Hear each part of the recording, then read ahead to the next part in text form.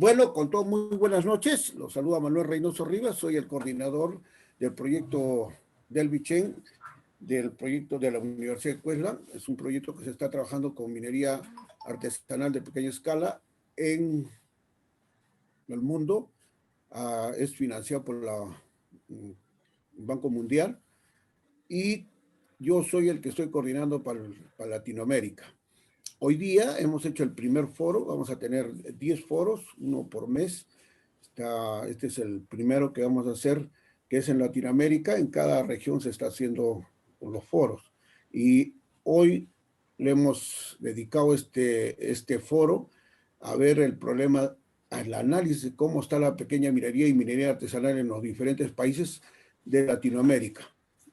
Y tenemos 3 buenos expositores, que nos da el gusto de tenerlos con tanta experiencia, y en el camino también, si hay preguntas de los compañeros que están escuchando este foro, les rogaría que lo hagan a través del chat, para que al final del programa tengamos las preguntas a cada uno de los expositores y ellos les responderán a las inquietudes que tengan ustedes. Yo creo que lo principal es que escucharlos a ellos y tener mucho interés cómo va la minería en pequeña escala en cada uno de nuestros países. Yo voy a hacer una presentación, una pequeña presentación del proyecto del Bichén en América Latina. Voy a hacer la pantalla, voy a...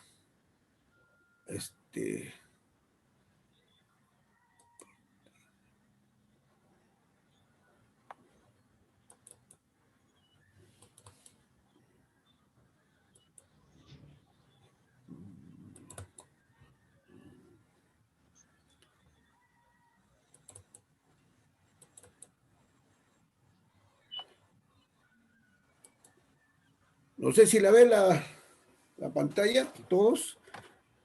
Ahí está bien. Diana. Sí. ¿Se ve? Ya, del Bichén, la Universidad de Cuesla. Se ve bien la primera diapositiva. Primer foro del Bichén, América Latina, análisis de la situación actual de la MAPE y oportunidad post-pandemia. Esta sesión está siendo grabada y será publicada en YouTube y en la página web de los socios del Bichén. Como ven aquí, ustedes, este proyecto es a nivel mundial, son en 6 regiones del mundo, y como ven aquí, las 6 personas que están dirigiendo estos proyectos en cada una de las regiones. La primer Racing es del África inglesa, y vengo yo, Latinoamérica. Dayan es de Asia, sudeste asiático, el Pacífico. Urica Primus es de Caribe. La señorita Gang Chen es del sudeste norte, central, Mongolia y China. Y Aida es de África francesa.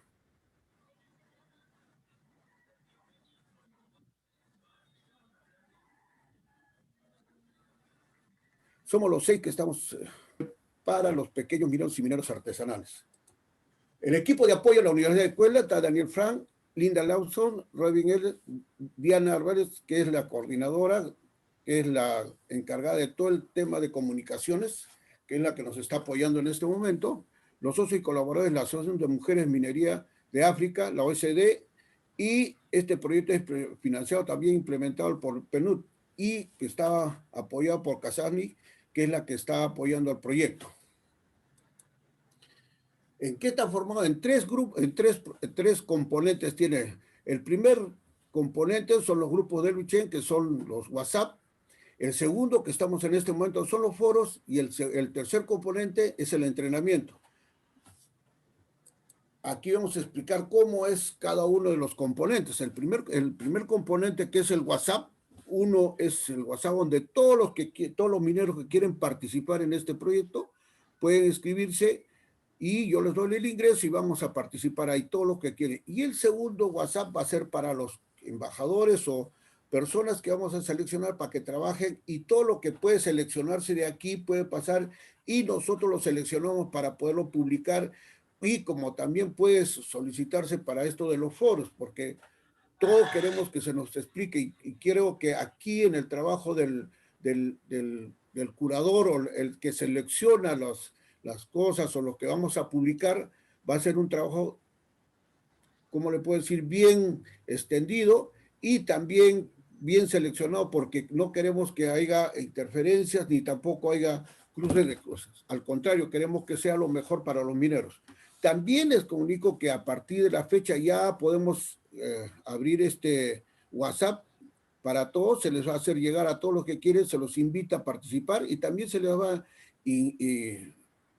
enviar las reglas. ¿Por qué? Porque queremos que este WhatsApp sea en beneficio de todos y no tengamos inconvenientes en el transcurso de que funcione este WhatsApp, porque creo que tenemos que tener respeto unos a los otros y también lo que vamos a publicar. Creo que las publicaciones que hagamos acá, que sea lo mejor posible, que sea todo lo que venga en minería. No creemos que pase publicaciones que no estén imbuidas en el tema de minería. En el segundo es los foros que estamos haciendo en el momento, el primer foro, son 10 foros que vamos a hacer. En este momento estamos viendo el principal, que es el foro respecto a la situación actual de la minería, cómo estamos en este momento y qué oportunidades hay para el post-pandemia. Sabemos que el año pasado hemos pasado la pandemia y todavía lo estamos pasando, mientras todos estemos vacunados y no nos cuidemos, va a continuar esta pandemia y creo que el momento era para que nosotros hagamos este foro y veamos cómo está la situación de los pequeños mineros y mineros artesanales en nuestros países y ver qué podemos hacer para adelante. Entonces, este foro que estamos haciendo es el primero y vamos a tener 10 foros en el transcurso cada mes vamos a tener un foro. Y el último componente, que es el entrenamiento. Ya hemos hecho algunas encuestas, a los compañeros se les ha hecho llegar y han contestado, y sobre eso vamos a seleccionar cuáles las necesidades que tienen los mineros y sobre eso se va a hacer los entrenamientos o capacitaciones para los mineros que quieren participar en estos entrenamientos. Y creo que va a ser bienvenido para todos los que nosotros estamos trabajando en minería. A veces sí necesitamos capacitaciones, a pesar que a veces se ha hecho, pero no profundamente. Y creo que esto es necesario, estas capacitaciones. Finalmente, muchas gracias a todos. Acá está mi nombre, tengo el correo, mi WhatsApp y del Bichén Organización, que es la web del Bichén. Muchas gracias a todos.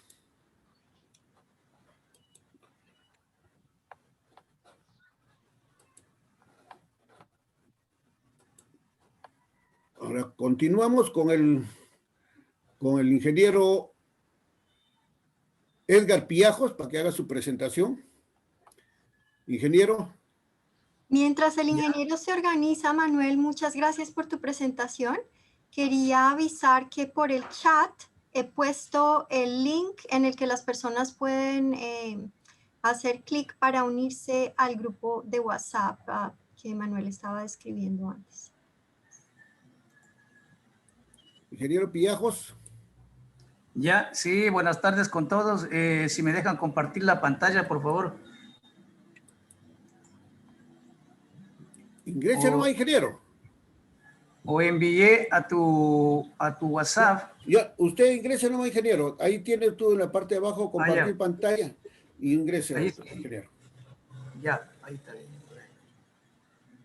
¿Dónde estamos?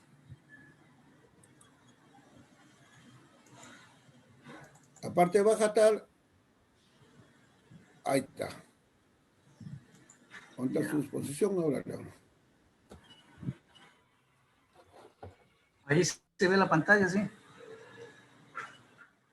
Ahí está. La pantalla sí se ve. Vemos que están buscando archivos. Ya estoy viendo para ver la presentación desde el inicio, ¿no es cierto? A ver, ahí digamos. Aquí la pantalla que yo veo es del explorador. Dice uno del Exchange Master Blue. Ahí está, ahí se puede ver.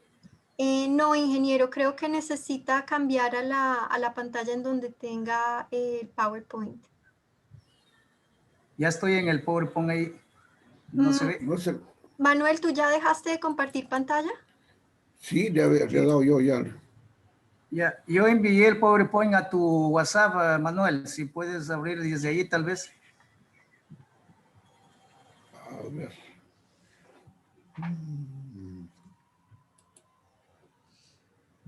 No lo veo, doctor. Pero ahí se debería ver. Ahí estoy viendo ya la pantalla. No, no se ve.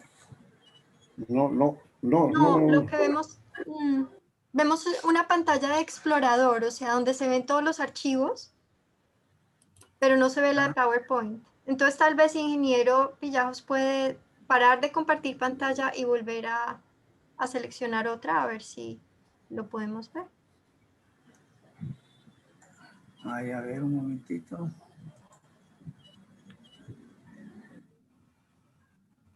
A ver. Bueno, ahí estoy compartiendo la pantalla. Sí se ve ahí la... Ah, no la vemos, ingeniero. No se ve. A ver, ¿cómo le hago entonces nuevamente? Un momento, por favor.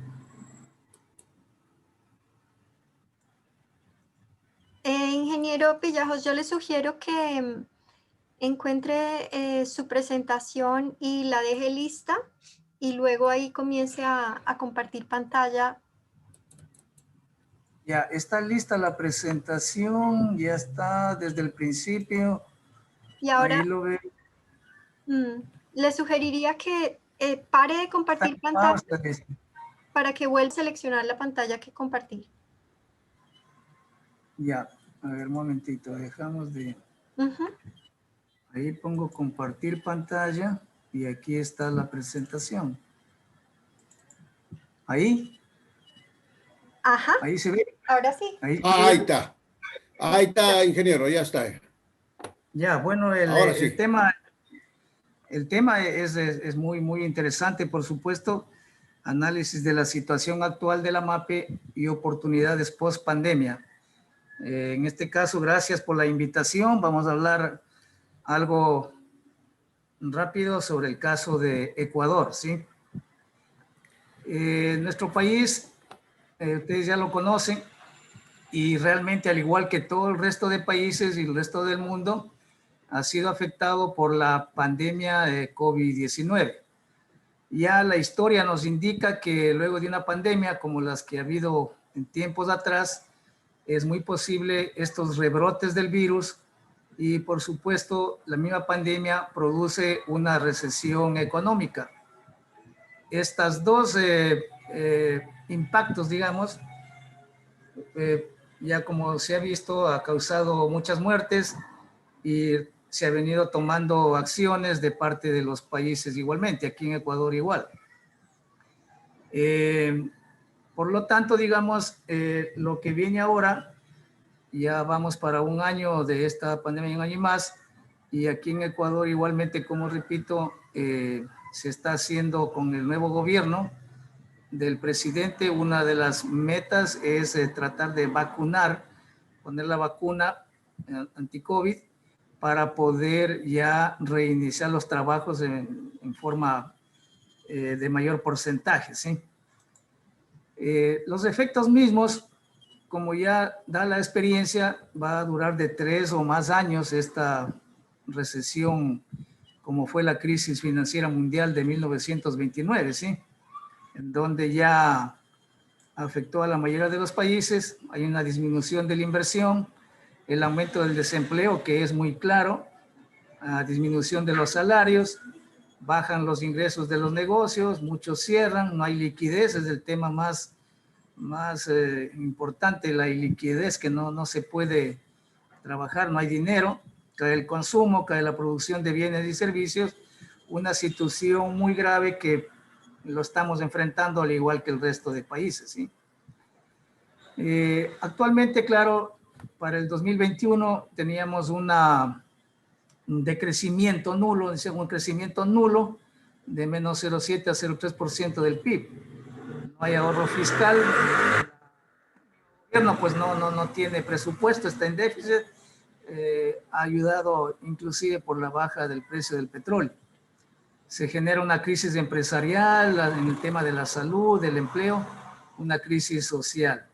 El empleo igualmente, a este momento en Ecuador hay un desempleo de 700,000 personas en este año 2021, y eso es lo que tiene que solucionar también el gobierno, generando puestos de trabajo inmediatos, ¿sí? Y de eso lo vamos a ver también. Los efectos de la pandemia, como decíamos, el PIB es muy alarmante. La evolución del empleo se puede notar aquí que va para abajo, y el crecimiento del PIB igualmente es mínimo, ¿sí? Estos son unos datos de la fuente de Ecos que está publicado. El impacto COVID-19 al sector productivo, de acuerdo a lo que ya es conocido a nivel mundial, existen prácticamente una afectación, un impacto alto, un impacto medio y un impacto bajo, ¿no? Pero también el COVID-19 ha producido un impacto positivo. Estos tres de acá son negativos a todas las industrias, a todos los sectores productivos, pero el impacto positivo en este caso, pues, por ejemplo, para lo que es servicios de Internet, eso está totalmente bien. También la venta, igualmente la venta en línea, y un impacto positivo muy importante que se produce es la minería del oro. Debido a la incertidumbre que hay entre los países, digamos, tanto en Estados Unidos, de la China, todo este problema, digamos, hace que haya una incertidumbre, y esto pues hace que la gente y las empresas busquen un refugio que es el oro, que ya lo conocemos todo, y por lo tanto esto hace que suba el precio del oro. Entonces, el impacto positivo de la subida del precio del oro es lo que nos interesa a nosotros como sector minero productivo, especialmente de la pequeña minería y la minería artesanal, en donde se puede aprovechar, pero por supuesto se necesita un empujón, se necesita unos incentivos que lo vamos a ver luego, ¿no? Este es el impacto positivo de la minería del oro. Hay que aprovechar, como digo, este potencial, y tenemos que crear fuentes de trabajo principalmente.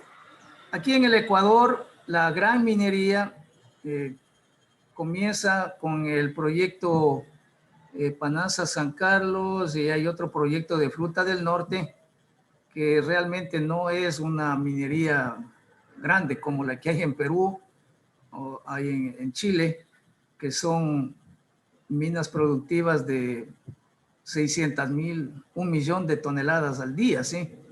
Estas minas aquí en el Ecuador, que se llama gran minería, pero que apenas están produciendo Fruta del Norte, por ejemplo, va a producir en su totalidad como 4,000 toneladas día.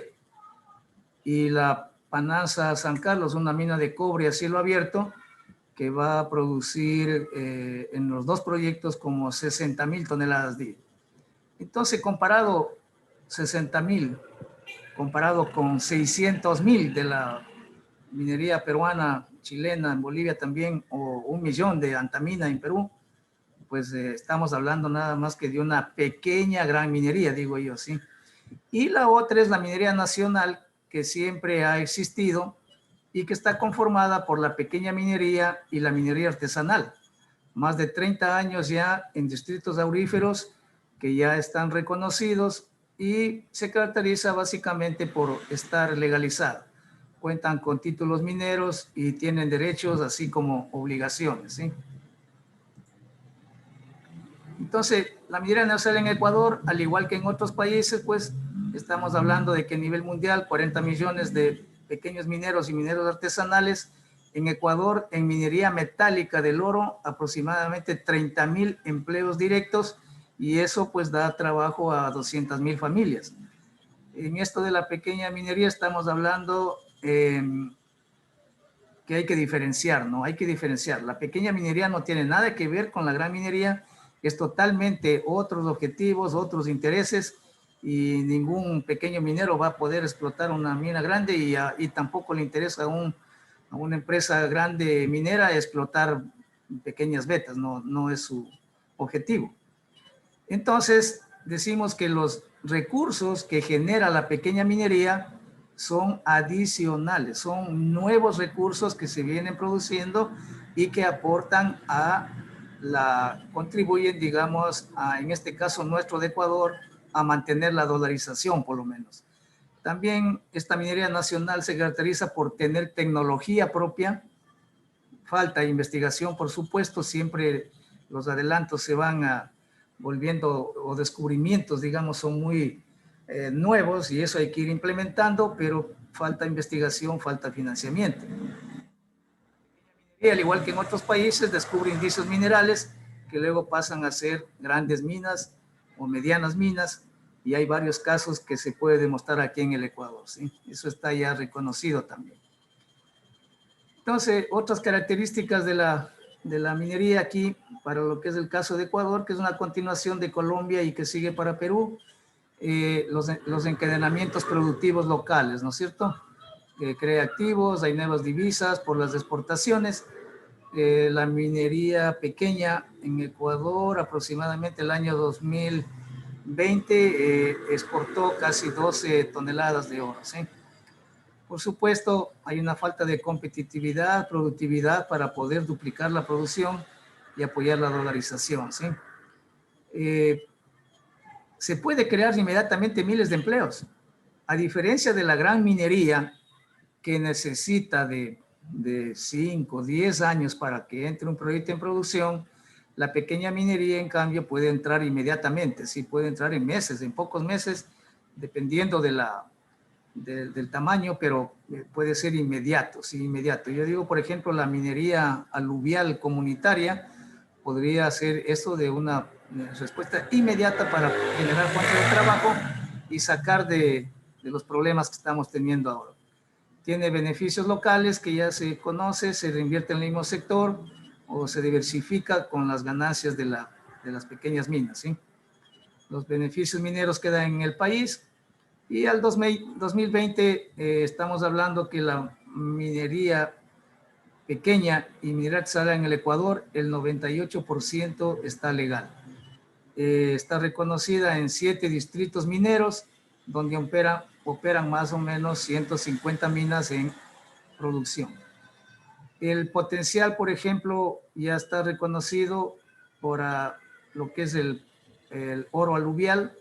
Hay 6.500 kilómetros de ríos a los 2 flancos de la cordillera en donde presentan indicios de oro. Y esto es muy importante porque a lo largo de la historia ya se conoce que cuando ha habido problemas en todo lado y la gente sabe que hay oro en el río, pues bueno, ahí se mete a lavar para poder solucionar sus problemas inmediatos, ¿sí? Y aquí hay muchos ríos con oro. Y yo quisiera repetir de que el dorado que buscaban los españoles, Diego de Almagro, y que fue al Amazonas en busca del dorado, se salió, ¿no? Se salió. El dorado está aquí mismo en Ecuador, digo yo, en el oriente, por la cantidad de oro que hay, ¿sí? Aquí se puede ver todos los ríos con oro y divididos, digamos, en una gran minería, una mediana minería y para una pequeña minería. Esto nos da aproximadamente un potencial de 30 millones de onzas en gravas actuales y formaciones terciarias que se podría aprovechar haciendo una propuesta de minería comunitaria que estoy manifestando ahora, ¿sí? Igualmente para lo que es distritos de oro primario, estamos hablando de 93 millones de onzas, pero ahora ya solamente con el descubrimiento de Cascabel en la parte norte aumenta ya 30 millones de onzas más como potencial. Cuando ya se explota, pues ahí a ver qué pasa, ¿no? Y estamos aquí, digamos, nosotros con los distritos auríferos de pequeña minería que han sido reconocidos: Chinapinza, Nambija, Portobelo Zaruma, Cerro Pelado, Cangrejos, Ponce Enríquez, acá tenemos Pijilí, aquí hay un pequeño que es de Bucay y el otro de Pacto Arriba, ¿no? Son distritos que a donde vienen trabajando algunos años y está ya reconocido esto. Entonces, ¿cómo aprovechar y cómo hacer para que esta minería pequeña que tiene esta posibilidad ahora de, digo yo, de repotenciar, ¿no es cierto? Si estamos produciendo ahora en el país 12 toneladas al año, ¿cómo hacemos para producir el doble, 24 o el triple? Entonces, los problemas han sido ya planteados desde hace 20 años y más, pero sigue lo mismo, lamentablemente. Por ejemplo, trámites. Creo que también es ahí también en el Perú he visto. Los trámites deben ser muy ágiles, ¿no? Deben facilitar los trámites a través de una ventanilla única, que es lo que se está implementando, y básicamente para lo que es los estudios ambientales y el estudio de el agua, ¿sí? Para estar legales aquí en el Ecuador, la minería grande, minería mediana y minería pequeña, hay que tener el título minero, hay que tener el trámite de la licencia ambiental y el trámite de la CENAU. Pero les comento que de los estudios ambientales, más de 4.300 trámites y no hay ni, creo que no hay ni 100, ¿no? Es muy bajo los que tienen realmente licencia, no hay. El otro problema, por ejemplo, el financiamiento.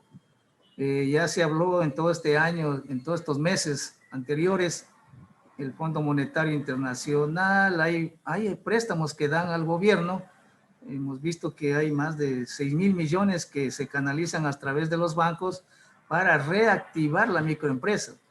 Y como también la pequeña minería es una microempresa, digamos, se debería también asignar una cantidad que yo digo de unos 40 millones, de esos 6.000 millones, se debería asignar una cierta cantidad para que los bancos den estos créditos a la pequeña minería y acepten, ¿no? Acepten.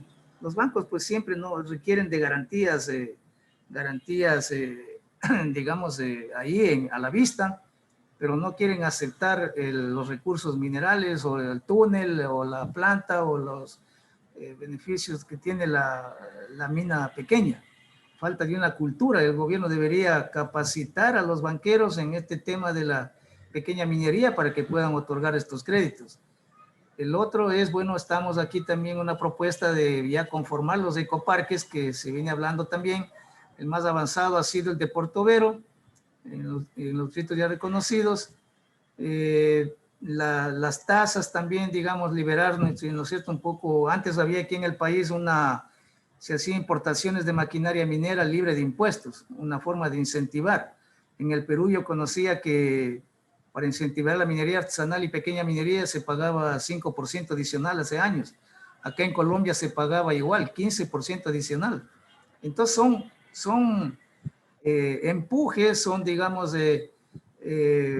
digamos incentivos que se crea para que se pueda trabajar. En la comercialización del oro también, el Banco Central es el que compra acá el oro, pero hay muy pocas oficinas.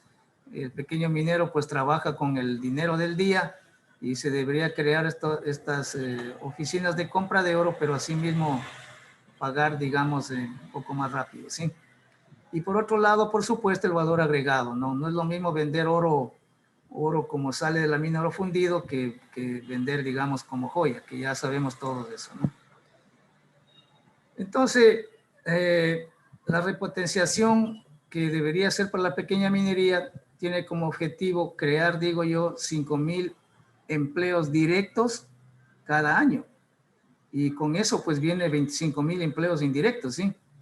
Hay que producir más oro para sostener la dolarización que aquí en Ecuador dependemos, por lo menos duplicando la producción, aumentar el PIB minero, fácil, 2.5 anual.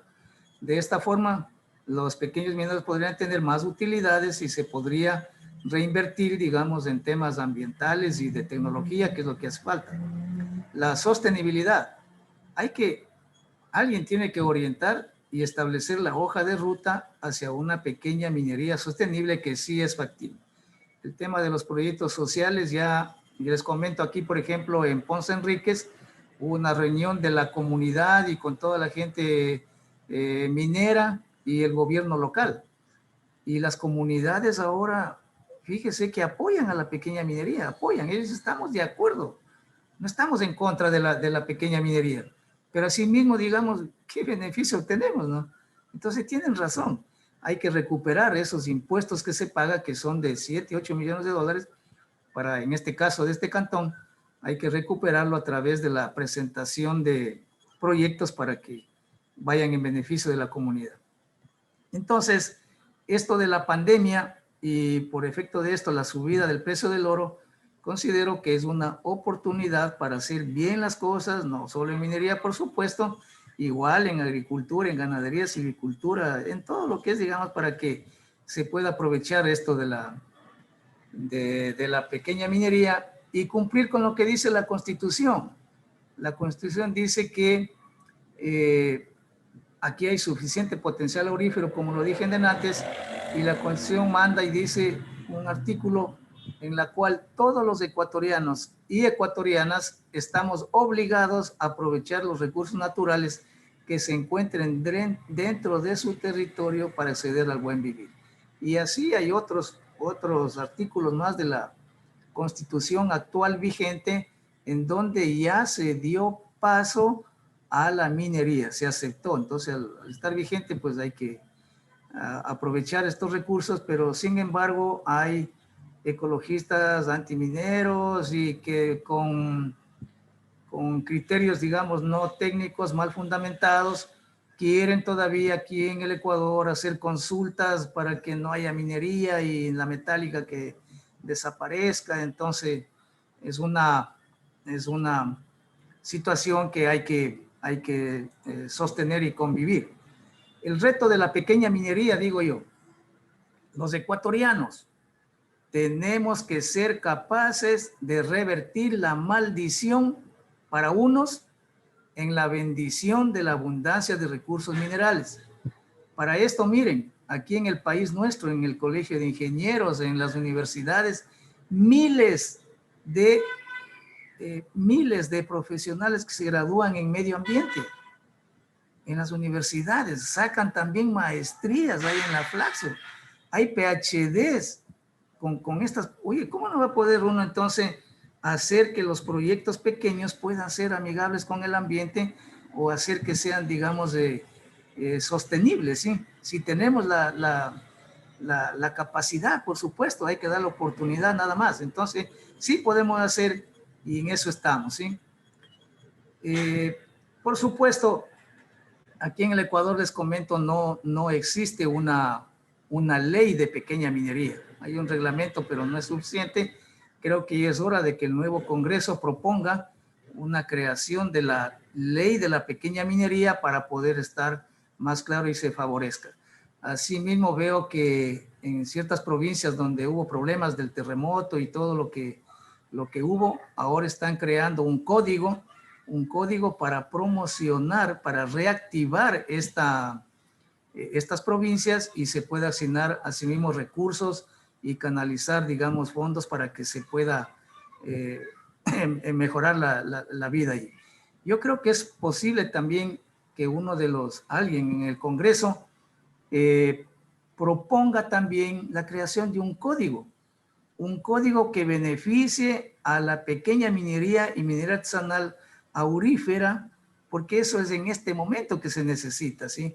Se pongan las condiciones claras, se den los incentivos y se pueda, digamos, duplicar o triplicar la producción de oro y generar trabajo, como digo, miles de puestos para la gente misma y para los más necesitados, las comunidades que viven y que están afectadas, tengan este derecho de por lo menos explotar el recurso aurífero en donde viven, sí. Hay que promover este tipo de minería. Gracias, compañeros.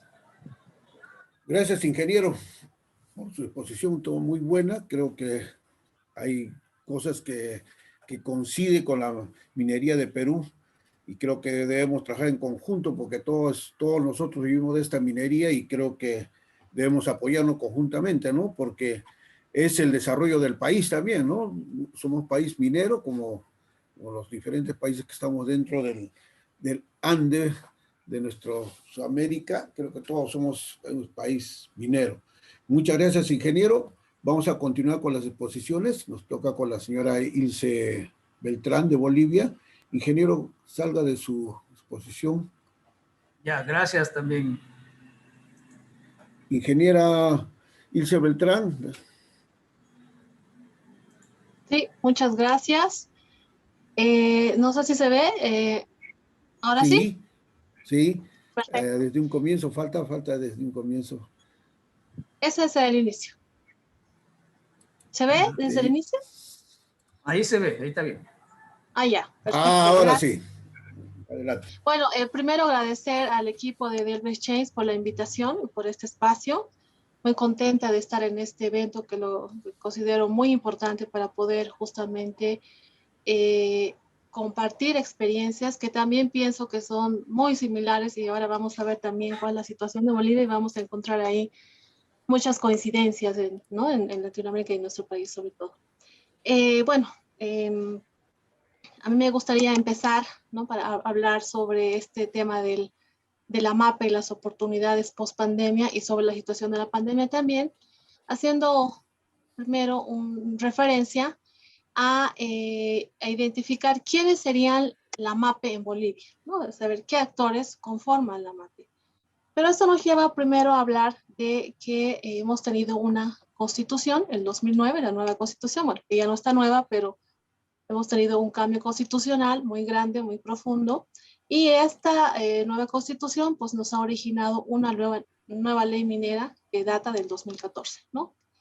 Entonces, estas dos normas principales han generado cambios estructurales en el sector minero en Bolivia que actualmente seguimos implementando, ¿no? Son varios años ya de la ley, desde el 2014, pero hay varios aspectos que aún siguen en un proceso de implementación, ¿no? Uno de los aspectos, por ejemplo, estructurales que es importante mencionar es el cambio del régimen minero, que tiene que ver con el derecho minero, y es básicamente que antes se tenía un régimen de concesiones donde no se podía vender las áreas mineras, arrendarlas, heredarlas, ¿no?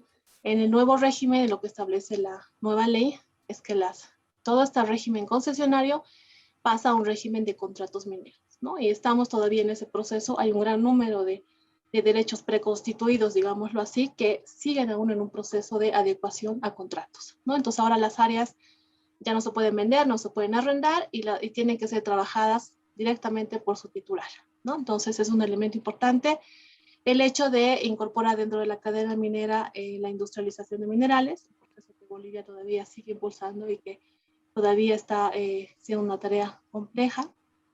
Y otro aspecto importante es la participación del Estado en la actividad minera, ¿no? De ahí que en nuestra normativa establece 3 actores mineros, ¿no? Uno que es la minería estatal, dentro de la cual se encuentran las empresas estatales, ¿no? Comibol y varias empresas que están actualmente haciendo actividad minera, ¿no? También se encuentra la minería privada, que está conformada por la minería mediana, básicamente son empresas grandes que tienen capitales extranjeros, y la minería chica, que está conformada por empresas pequeñas, operadores unipersonales, que obviamente tienen las características de una MAPE, ¿no? Un trabajo semi-mecanizado, semi-artesanal, precariedad e informalidad, ¿no?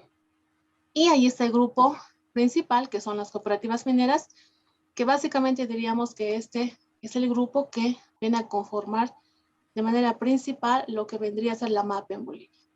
No tenemos en Bolivia una regulación que haga una diferenciación de quién es MAPE, quién es minería pequeña, quién no lo es, ¿no? Esa regulación no la tenemos, entonces básicamente asumimos por las características de una minería pequeña escala, pues que el sector de las cooperativas conforman este grupo, ¿no? Y un pequeño sector de la minería chica. Entonces, dado este contexto importante, hablemos de cuál es el papel o cómo es el aporte del sector de las cooperativas mineras principalmente, ¿no? Si nosotros vemos el primer gráfico, podemos ver que en términos de valor de la producción, las cooperativas mineras en Bolivia están aportando con el 47.5% del valor de lo que se produce en minerales, ¿no? Estamos hablando de todos los minerales. Entonces significa que esto es un aporte muy importante. La minería privada con el 46.5% y la minería estatal, que todavía tiene un aporte muy bajo, que es del 6%. Pero hay que ver por qué este aporte tan importante o elevado, digamos, del sector de las cooperativas en términos económicos, es básicamente por el oro, ¿no? El 94% del oro producido en Bolivia proviene de las cooperativas mineras. Y también participan en la producción de otros minerales, como por ejemplo, con el 63% de la producción de wolfram, el 41% de estaño, y el 45% de la producción de antimonio. Para mencionar que esos minerales no tienen actualmente en Bolivia altos montos, digamos, de valor, ¿no? A diferencia de lo que es el oro, ¿no? Porque la producción de estos minerales es de wolfram y sobre todo de antimonio es todavía muy mínima, ¿no? Mientras que en el caso del oro, pues es el sector en el que el 70% de las cooperativas, por ejemplo, son auríferas, ¿no? Es decir, la mayoría de las cooperativas se dedican a la actividad minera aurífera. Esto es un elemento importante. Las cooperativas de minería chica, por ejemplo, generan también el 91.4% del empleo en minería. Es decir, son los principales empleadores, ¿no? En el sector minero. También tienen un importante aporte en las regalías mineras del 35% y en las cooperativas tenemos cerca a 130,000 asociados, ¿no? que también es un elemento importante. Si hablamos de beneficiarios directos e indirectos, estaríamos hablando más las familias, cerca de 500,000 de personas que serían beneficiarios indirectos del sector de las cooperativas mineras. Acá tenemos un gráfico, ¿no? En el que podemos ver cómo el sector o el número de cooperativas mineras se ha ido incrementando, ¿no? Paulatinamente. Por ejemplo, a pesar de la pandemia, el 2019 y el 2020, pues ha habido igual un crecimiento del número de cooperativas mineras, ¿no? Por ejemplo, el 2020 hemos tenido 152 nuevas cooperativas mineras que en ese año se han creado, ¿no? Entonces, hay un crecimiento importante y grande de este sector de las cooperativas mineras en Bolivia. Sobre los efectos ahora, ¿no? de la MAPE, los efectos en la MAPE de lo que ha sido la pandemia. Yo en Bolivia hablaría además de la pandemia, de la crisis política, ¿no? Porque hemos tenido, digamos, en un mismo momento, estas dos situaciones que han complejizado también y que han afectado de manera directa a este sector, ¿no? Obviamente al sector económico en Bolivia en su conjunto, pero dado que estamos hablando ahora solo del tema MAPE, pues obviamente ha habido efectos, ¿no? Y hablaría de dos momentos, ¿no? Cuando se ha tenido el gobierno de transición, que justamente ha coincidido con la primera ola de la pandemia, el momento más crítico para todos en el mundo en general, y cuando posteriormente se ha tenido ya un gobierno electo y ha habido una segunda ola de la pandemia, cuyas medidas también han sido muy diferentes, ¿no? Y los efectos, de hecho, también. Entonces, la crisis política de la pandemia, ¿no? En la primera etapa, cuando se tenía un gobierno de transición, ha generado efectos negativos, ¿no? Primero se ha establecido, como en muchos países, la cuarentena y confinamiento, que ha sido obligatorio y que de hecho esto ha generado la paralización de actividades mineras, ¿no?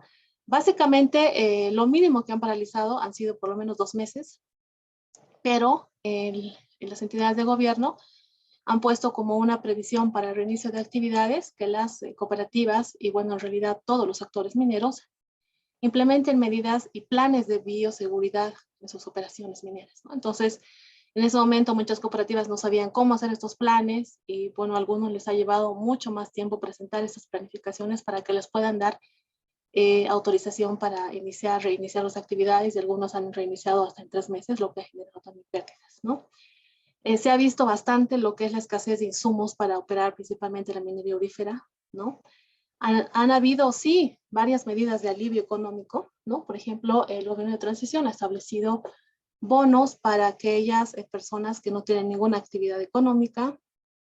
Ha habido algunos aspectos de flexibilización tributaria, diferimientos de créditos, pero ninguno de estos aspectos, por ejemplo, han beneficiado a las cooperativas mineras dada su informalidad, ¿no? Por ejemplo, las cooperativas mineras no acceden al sistema de financiero o bancario regular porque no son sujetos de créditos, porque la misma actividad minera es de riesgo, ¿no?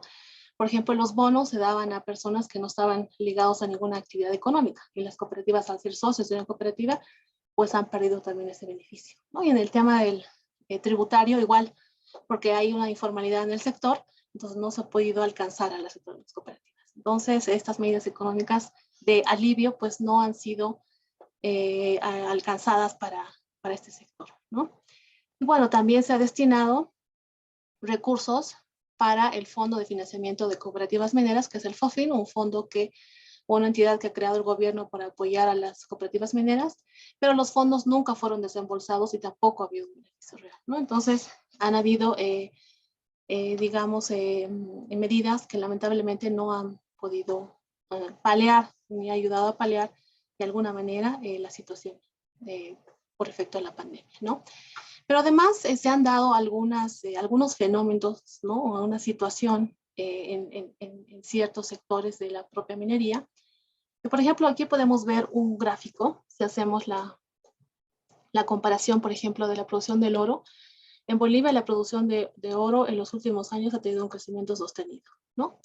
Y, por ejemplo, si vemos el dato del 2019, este año se ha producido 42 toneladas de oro en Bolivia, y ha sido el año con mayor producción, ¿no? Sin embargo, entendemos que por efectos de la pandemia y otros elementos más, pues el 2020 podemos ver que ha habido una caída total del oro, ¿no? Entonces aquí se menciona dos aspectos, ¿no? Primero, el oro ha incrementado su precio, todos lo sabemos, y se supone que si se ha incrementado su precio, ha sido además una actividad que muchas comunidades, comunarios han dejado de hacer otras actividades económicas y se han dedicado a la minería aurífera, dados los precios interesantes del oro, ¿no? Pero aquí tenemos una muestra clara de que en realidad ha bajado los datos estadísticos, digamos, de declaración de lo que se produce. Y eso tiene mucho que ver con el tema de la ilegalidad, ¿no? Es decir, podemos decir que la pandemia lo que ha generado es más bien una informalidad e ilegalidad en la producción, ¿no? Y justamente hay una nota de prensa de esa época de la pandemia en la que dice, ¿no?, que la minería se desploma y estiman que el 40% del oro extraído es ilegal. O sea, se ha dado mucha ilegalidad en el tema aurífero, ¿no? A pesar de que el precio ha generado que muchos operadores se dediquen a esta actividad, pero hacia el lado ilegal, ¿no? Y tenemos también otros datos, digamos, interesantes, por ejemplo, en la producción de no metálicos, ¿no? Ahí pues, sí hay registros oficiales de que ha habido un incremento también en la producción de no metálicos, ¿no? Por ejemplo, en el departamento de Cochabamba, que es un sector donde hay mayor producción de caliza y de sal rosada, por ejemplo, ha subido el número de mineros por falta de empleo en otros sectores, que ha sido también un efecto de la pandemia, ¿no? Entonces tenemos aquí un comportamiento, digamos, contrario, pero lo que nos muestra cómo los operadores mineros han ido buscando salidas para la generación de ingresos, ¿no? Pero lamentablemente en muchos casos estas salidas lo que han incrementado ha sido la ilegalidad, ¿no? Entonces los efectos de la pandemia básicamente son el crecimiento de la ilegalidad en la minería aurífera.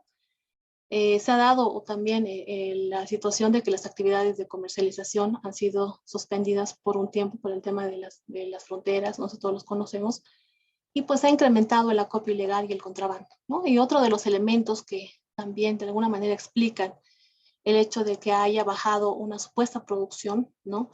Es el hecho de que por una serie de fronteras, por ejemplo, hay un aspecto que hay que considerar es que hay bastante oro, digamos, que viene de Madre de Dios de manera ilegal, pero ingresa a Bolivia y se formaliza y sale de manera legal a ser exportado y es declarado a veces como producción aurífera boliviana, ¿no? Entonces, de alguna manera, eso también puede estar afectando a esa disminución en la declaración de la producción y que obviamente una vez más se comprueba o no, se ratifica el hecho de que se ha destinado bastante de la producción aurífera en tema ilegal e informal.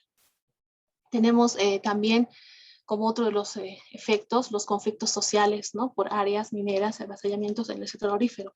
Las comunidades y con el sector de las cooperativas se han generado en estos dos sectores pues, conflictos porque, por la explotación aurífera, ¿no? Recientemente hemos tenido enfrentamientos en el sector de Mapiri, que es un sector aurífero, y obviamente esto ha hecho crecer las demandas del sector de las cooperativas que están pidiendo la intervención del gobierno en estos conflictos, y también otras demandas, ¿no?, que ahora las vamos a ver. Y hemos visto que ha habido un incremento de las actividades mineras en algunos sectores, ¿no?, como el sector no metálico. Tenemos ahora, ¿cuál sería la visión ¿no? Las perspectivas, qué es lo que se espera. Bueno, básicamente por el comportamiento del tema del precio del oro, lo que es muy obvio, muy claro, es que el sector aurífero va a seguir creciendo, pero acompañado de una alta informalidad e ilegalidad, ¿no? Por el comportamiento de los precios. Pero también hay otros minerales. Los que han subido principalmente son el cobre, la plata y el oro, pero hay otros minerales que los precios tampoco han sido, digamos, no han tenido un crecimiento sostenido, sino más bien ha habido bajas y alzas, ¿no? Entonces, en ese caso, una de las medidas que también ha sido demandada por el sector de las cooperativas es crear un fondo de estabilización de precios justamente para estas épocas de altas y bajas que pueden coadyuvar al sector MAPE, ¿no? Básicamente lo que se tiene que hacer son medidas que faciliten la reactivación y proceso de formalización, ¿no? Actualmente, por ejemplo, una normativa que está en Bolivia en proceso de aprobación es la ley de compra del oro por el Banco Central, ¿no? Entonces, esta normativa permitiría la compra, ¿no?, del oro al sector minero aurífero implementando incentivos, ¿no? Eso es un aspecto que obviamente el gobierno tiene que analizar de la mejor manera para poder satisfacer y cumplir esta propuesta de norma que se tiene, ¿no? Que básicamente lo que se quiere es incrementar las reservas de oro, pero además beneficiar al sector aurífero, ¿no?, con la compra directa. Y ahí habrá que tomar medidas muy concretas de procesos burocráticos en la comercialización, ¿no?, evitarlos, ¿no? Y también el tema de liquidez para un pago inmediato, porque las cooperativas básicamente es lo que siempre demandan, ¿no? También se ha tenido una cumbre minera en Bolivia en el mes de marzo de este año, que básicamente lo que ha hecho es recoger demandas, necesidades y propuestas, ¿no? Que, bueno, ahora tocará que estas sean canalizadas por autoridades, ¿no? Se ha podido recoger y hacer un análisis de qué aspectos son los que no estarían, digamos, coadyuvando a la mejora de la situación de la MAPE en general y del tema de la informalidad. Y creo que es momento de poner en práctica, pues, estas propuestas que se han generado y se han recogido de los propios actores. Hay un plan de liberación de áreas. Bueno, en Bolivia hay una regulación que establece la reversión de áreas en las cuales hay inexistencia de actividad minera, ¿no? Entonces, estas áreas han sido liberadas y esto va de alguna manera a coadyuvar también a que muchas cooperativas mineras puedan acceder a áreas de trabajo, que es lo que también han estado demandando, ¿no? Siempre y cuando también se lleve este proceso de la mejor manera. También hay medidas para promover la formalización minera y reducir la ilegalidad en el tema de la desburocratización, lo mismo que coincidentemente señalaba, ¿no?, el expositor de Ecuador, de que los procesos de otorgación de derechos mineros pues son muy lentos, ¿no? Y creo que eso es un común en varios países. La burocracia, los requisitos, los plazos, ¿no? En Bolivia se puede hablar de que en un promedio de 4 años se puede obtener un derecho que es digamos, lo más óptimo, pero hay procesos que están 6 años. Entonces, en el sector aurífero, muchas cooperativas optan por pedir la solicitud y luego entrar al área a trabajar, ¿no? Porque hasta que pasen 2 años, pues, todo puede ocurrir. Entonces, ahí se está generando mucha ilegalidad e informalidad, ¿no? Creo que es importante las alianzas entre el gobierno y la cooperación también, ¿no?, para coadyuvar a la MAPE. Nosotros tenemos, por ejemplo, el proyecto BGI que se va a ampliar y se va a apoyar bastante en políticas públicas de formalización de la MAPE y de prácticas responsables, pero también se tiene, por ejemplo, el ingreso del proyecto Gold Plaza Bolivia con ONUDI, y creo que estas son algunas alternativas que el gobierno debe, digamos, impulsar y apoyar justamente para beneficiar al sector de la MAPE y coadyuvar en su reactivación, ¿no?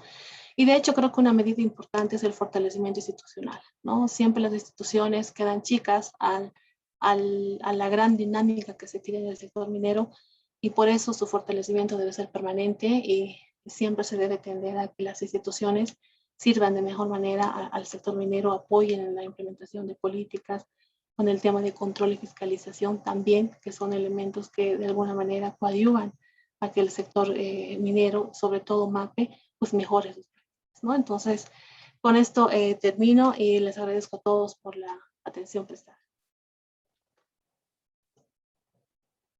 Muchas gracias, ingeniera. felicitarla por la exposición, muy buena, muy ilustrativa, creo que casi estamos por ahí, igual con casi los mismos problemas tenemos los mineros acá en el Perú, en Ecuador, y nos estamos dando cuenta que es necesario unirnos todos para ver cómo solucionamos este problema de la ilegalidad.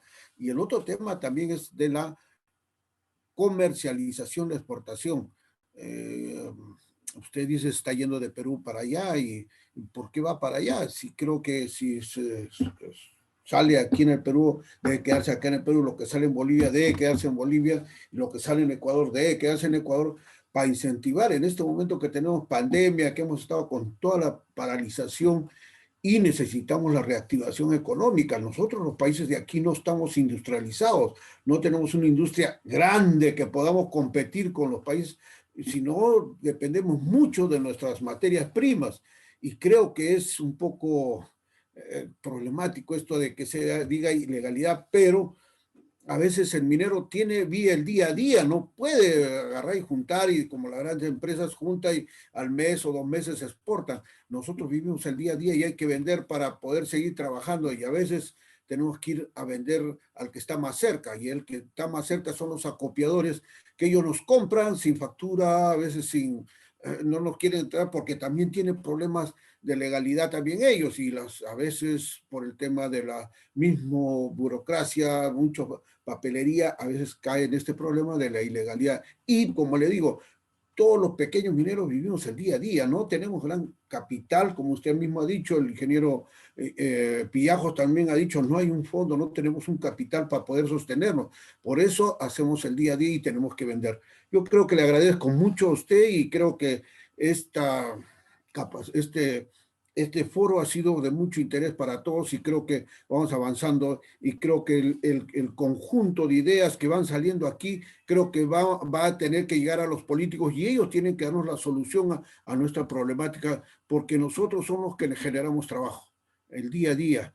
Todo generamos en las regiones, porque no importamos nada, todo lo generamos en las regiones, y lo que llega a nuestros bolsillos lo invertimos ahí, se queda ahí, no va a otro sitio, ni lo podemos sacar afuera como grandes empresas lo sacan, las grandes utilidades se la llevan. Nosotros todo queda en el mismo sector, y ahí se invierte, se reinvierte y generamos más trabajo. Gracias, señorita Elsie, hasta la próxima, y creo que nos vamos a estar comunicando continuamente, y este foro, como le he dicho, son 10 foros que vamos a tener, siempre tenemos en comunicación, y le agradezco, muchas gracias. Gracias a usted. Continuamos con la exposición ahora nos toca con el doctor Francisco Valdión Ríos, que es catedrático de la Universidad de San Marcos, es un ex director del INGEMET, ha trabajado con nosotros muchos años, ha estado, ahora está apoyando a los pequeños mineros en los problemas que tienen, y creo que lo vamos a invitar al doctor Valdión para que haga su exposición. Doctor, adelante. En primer término, quiero expresar mis saludos, felicitar al proyecto del Exchange, a la Universidad de Queensland, y también en la persona de Manuel Reynoso, representante en Latinoamérica, y también expresar mis saludos a los expositores que me antecedieron, y haciendo extensivo a la vez también mis saludos a los participantes. En efecto, en esta oportunidad voy a tratar sobre la experiencia de Perú dentro de lo que es la MAPE, o sea, la pequeña minería y la minería artesanal, para el cual voy a apoyarme en lo que es un PowerPoint para compartir con ustedes.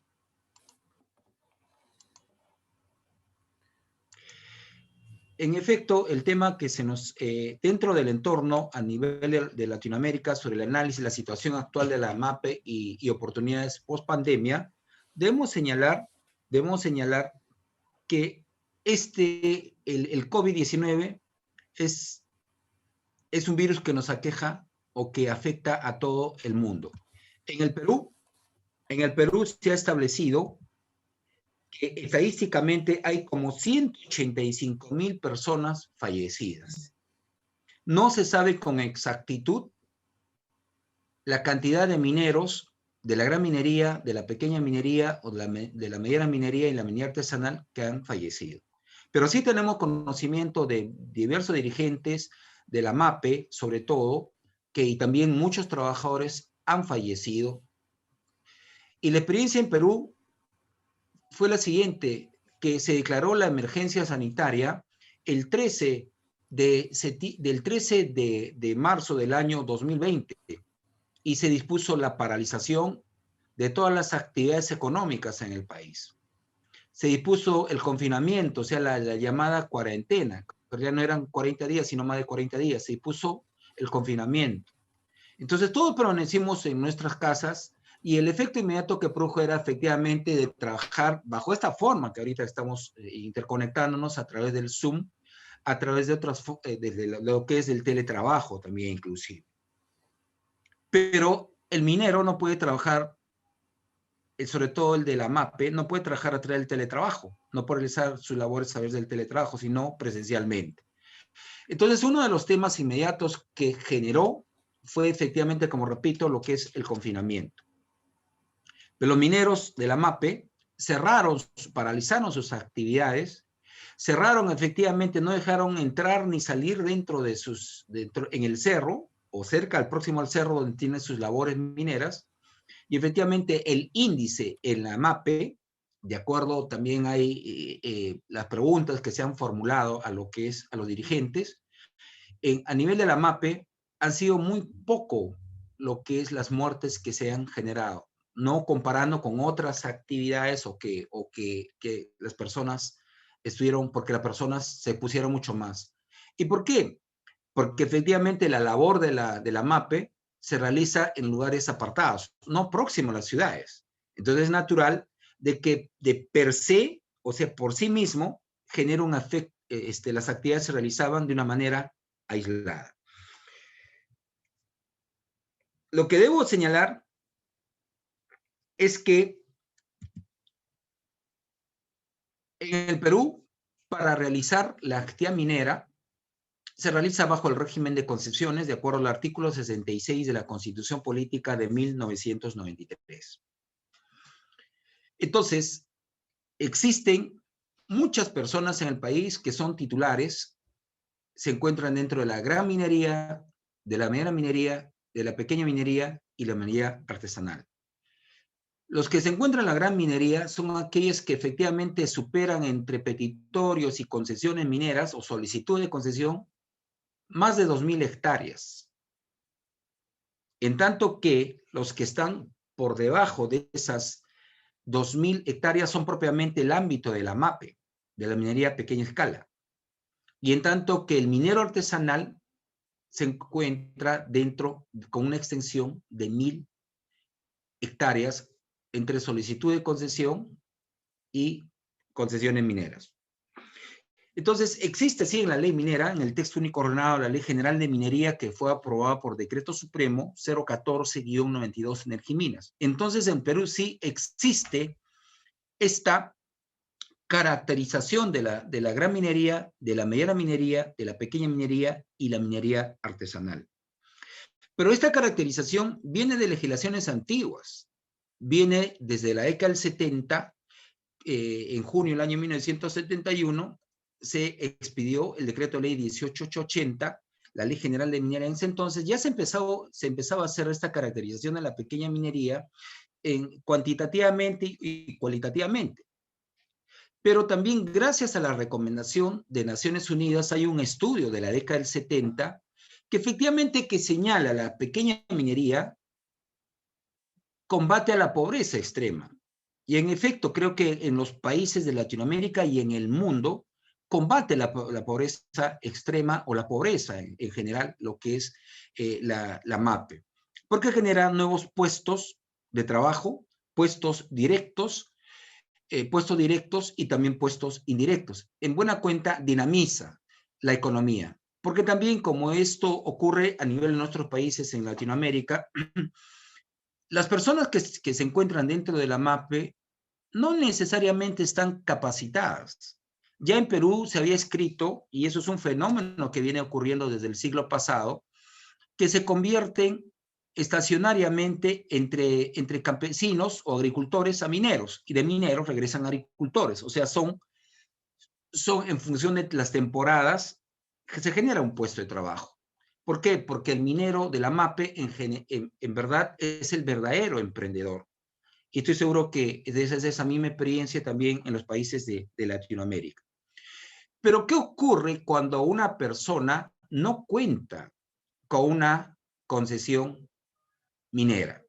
Entonces, yo voy a tratar la experiencia peruana en cuanto a lo que estoy titulando en esta presentación respecto a la inscripción al Registro Integral de Formalización Minera, el REINFO, como un acto constitutivo de la MAPE para el ejercicio de las actividades de explotación y beneficio en el Perú. O sea, existe un régimen especial en el Perú. Aquellos que no tienen concesiones mineras acceden a un área determinada. Inicialmente, antes lo llamaban como mineros invasores, ingresaban a las áreas, o los sin minas, que también lo llamaban, ingresaban a las áreas, lo llamaban invasores. Luego los llamaron con otro lenguaje muy peyorativo, como mineros ilegales. Pero, felizmente, por una decisión política, básicamente del Congreso de la República, en el Perú se expidió la ley 27651 de fecha 24 de mayo del 2002. Digo que fue por una decisión del Congreso porque en ese entonces el presidente Toledo no tomó la decisión de promulgar la ley de formalización y promoción de la pequeña minería y minería artesanal. Entonces, por insistencia de los congresistas de la República es que se aprueba esta ley 27651. Posteriormente, se vieron diversas disposiciones legales complementarias que efectivamente perseguían la misma finalidad y además buscaban, en efecto, un proceso de formalización real de las actividades mineras, en concreto de lo que es la explotación y el beneficio de los minerales en Perú. Y se ideó recientemente, a partir del año 2016, el Registro Integral de Formalización Minera, el REINF. Concretamente, durante el gobierno del presidente Kuczynski, en diciembre del 2016 y luego en enero del año 2017, se expidieron los decretos legislativos el 1293 y además también la ley 31.007, que efectivamente ha dispuesto la continuidad del proceso de formalización de la MAPE hasta el 31 de diciembre de este año, del 2021. Este régimen, en verdad, que faculta a aquel que ingresa al área de una concesión para que esté en proceso de formalización, se requiere que se inscriba la persona, natural o jurídica, que va a realizar la actividad de explotación o que va a realizar la actividad de beneficio en el Registro Integral de Formalización. Ese registro es de carácter constitutivo. Es suficiente, o sea, existe otro régimen que es el régimen de las concesiones, entonces dice, bueno, tú te has inscrito, entonces el Estado, como ejerce el dominio eminente de los recursos minerales, como ejerce el dominio radical de los recursos minerales, se dice, entonces tolera que un particular, que un emprendedor, aquel que se genera su propio empleo, su propio trabajo, ingrese a las áreas y luego lo formaliza con la inscripción del REINFO. Se han producido diversas oportunidades para las inscripciones. La última venció el año pasado, el 23 de septiembre del año del 2020, como ya dije hace un momento. Y esta es la secuencia de la experiencia en Perú, de que cómo se busca lo que es la formalización a través de diversos dispositivos. Dijimos que el primero fue la ley 27651 del año 2002, pero fíjense, en el 2012 se pide el decreto legislativo 1105 de 19 de abril del año 2012, que establece disposiciones para el proceso de formalización de las actividades de la pequeña minería y la minería artesanal, de la MAPE. Luego el decreto legislativo 1293 del año 2016, acá que utiliza un concepto muy, muy interesante, que declara de interés nacional la formalización de las actividades de la pequeña minería y la minería artesanal, porque reconociendo el efecto económico, el efecto social que muchos comuneros de las comunidades campesinas o nativas o lo que antes se denominaba las comunidades indígenas, que en efecto se han convertido de comuneros, ahora son comuneros y a la vez son mineros. Y entonces eso genera un efecto dinamizador, esta actividad, la actividad minera. Luego, mediante decreto legislativo 1336, nuevamente se hacen nuevos afinamientos que establecen disposiciones para el proceso de formalización. Y como ya señalé hace un momento, por ley 31.007 se amplió hasta el 31 de diciembre del 2021 el proceso de formalización. Quiero ser claro, no significa que esté abierto el proceso de formalización, sino hasta el 23 de septiembre del año pasado las inscripciones se cerraron esa fecha.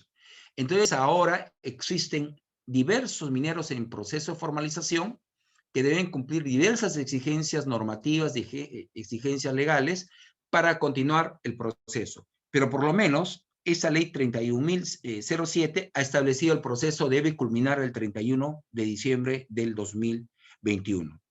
Y si yo quisiera dar una opinión al respecto, va a ser un poco difícil que efectivamente al 31 de diciembre culmine el proceso de formalización. Por lo menos de mi punto de vista, es que a esa fecha, efectivamente, probablemente tendría que ampliarse para que culmine con las evaluaciones de los instrumentos con los IGAFON, los instrumentos de gestión ambiental de formalización minera, correctivo y preventivo, que está en la obligación de presentar las personas que están en formalización. O sea, significa de que se realiza la actividad informal o en proceso de formalización, pero también respetando lo que es el medio ambiente. Y evidentemente contando también con expedientes técnicos que cada minero en formalización tiene en su poder. Y esta es la gran discusión que se generó en Perú respecto en qué casos se considera minero ilegal y minero informal. Minero ilegal en principio, o sea, se consideraba aquel que no se, en suma, aquel que no se encuentre inscrito en el REINFO o con lo que antes no estaba inscrito para iniciar su procedimiento de formalización o su proceso de formalización.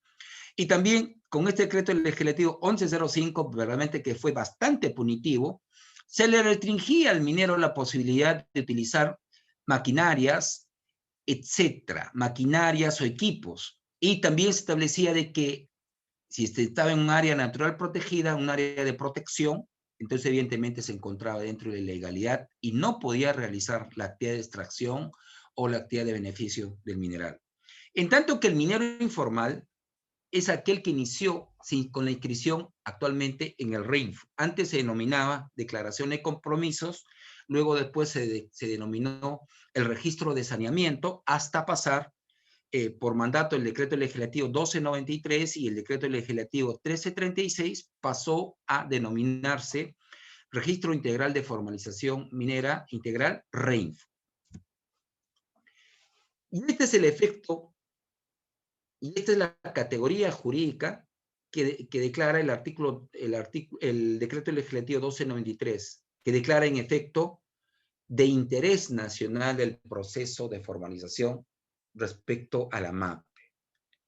Esto es una poderosa herramienta porque permite, reconociendo la realidad social y económica de los mineros en formalización, efectivamente busca la concreción de su formalización, que debe culminar efectivamente con una autorización de inicio o reinicio, lo cual no significa de que el hecho de que estén inscritos en el REINFO no puedan realizar la actividad. A la fecha vienen realizando la actividad minera suficiente contando con su REINFO, su inscripción en el REINFO vigente, que esté vigente en el REINFO. Aquí el decreto legislativo 1293 nos dice por qué está conformado o por qué registros anteriores o lo que le precedieron está formado el REINFO. Con el registro de inscripciones en el registro de saneamiento, que eran las anteriores, es decir, estamos hablando del año 2012. Luego la persona con inscripción vigente en el Registro Nacional de Declaración de Compromiso era más o menos del 2014. Y lo que yo le decía a las personas inscritas a través de la SUNAT entre el 6 de febrero del 2017 al 2 de agosto del 2017, y luego por efecto de otra ley, la ley 31.007, esta se amplió hasta el año pasado, hasta septiembre del año 2020. Entonces, esta normativa estableció un plazo, pero por decisiones efectivamente de acuerdo a la realidad social del país y por las demandas de los mineros en proceso de formalización, se tuvo que ampliar. Y luego, el año 2016, estos conceptos, estas categorías legales o estas definiciones legales de minería formal y minería informal se plasman en el artículo 2 del decreto legislativo 1336, en cuanto dice que minería formal es ejercida o ejerce una persona natural o jurídica que cuenta con la autorización de inicio o reinicio de actividades de exploración, explotación, beneficios minerales y o título de concesión de beneficio remitido por la autoridad competente. En tanto que el minero informal es aquel que se encuentra inscrito en el REINFO y no realiza en zonas prohibidas y cumpliendo con las condiciones previstas en el artículo 91 del texto unicornal de la Ley General de Minería, es decir, que no sobrepasen en extensión las 2.000 hectáreas las 2.000 hectáreas y no tengan una capacidad de tratamiento en la planta, si tuviese una planta de beneficio mayor de 350 toneladas métricas diarias. En tanto que el minero artesanal es aquel que entre petitorios y concesiones tiene hasta 1.000 hectáreas y una planta de beneficio hasta un máximo de 25 toneladas métricas día. Y esas son las restricciones que efectivamente para el ingreso al proceso de formalización.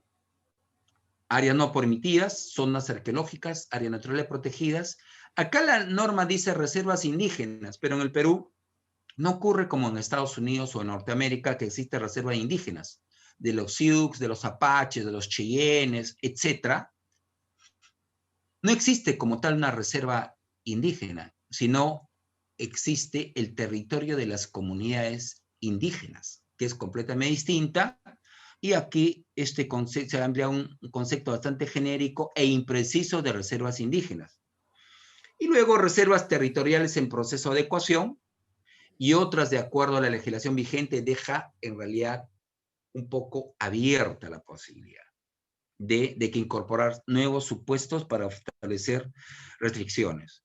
En verdad, la experiencia en Perú nos ha demostrado de que en el ámbito estrictamente técnico y en el ámbito estrictamente político, la presencia de organizaciones no gubernamentales y de actores políticos que están en contra de la minería u operadores políticos que están contra la minería, contra la gran minería, contra la mediana minería, contra la pequeña minería, inclusive contra la minería artesanal.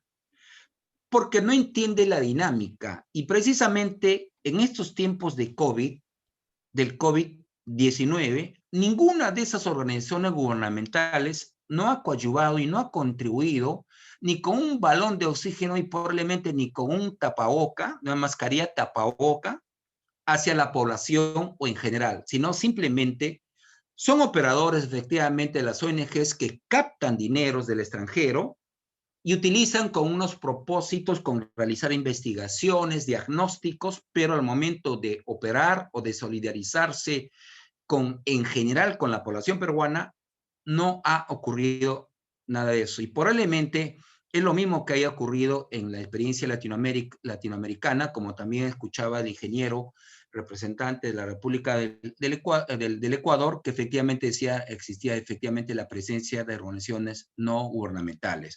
Y también efectivamente en Perú se ha generado lo que es la proliferación de los estudios de ingeniería ambiental, pero en la búsqueda ideológica de paralizar la actividad económica. La industria minera en general. La industria minera en realidad es una sola, la minería artesanal, la MAPE, la minería y la gran minería en Perú. Entonces, en consecuencia, si es que hay dificultades en la minería en el Perú, genera algún efecto inmediato desde el punto de vista económico, tiembla la economía del país y luego también genera problemas de carácter social. Por lo menos en estos tiempos difíciles del COVID, se dispuso, como había manifestado, lo que es la paralización de todas las actividades, y en la actividad minera efectivamente se dispuso la paralización y operaron, pero la gran minería en algunos casos continuó trabajando, pero de una manera ordenada, en algunos casos, digo, casos excepcionales, pero de una manera ordenada. El gobierno en el año 2020 dispuso la reiniciación de las actividades mineras, de la gran minería, de la mediana minería y la pequeña minería y la minería artesanal, a partir de junio del año 2020. Y de esa fecha no se ha paralizado. Eso es un aspecto muy positivo, sino por el contrario, se han fijado nuevas estrategias de que, por ejemplo, con respecto al transporte del personal, respecto a los suministros de víveres, y también cuando se produce el retorno después de la jornada de trabajo, después del retorno, cuando han tenido descanso, de repente trabajan bajo un sistema de 20 días de trabajo por 10 días de descanso, al retorno a la unidad de producción es que se presentan los momentos mucho más críticos por el tema del COVID.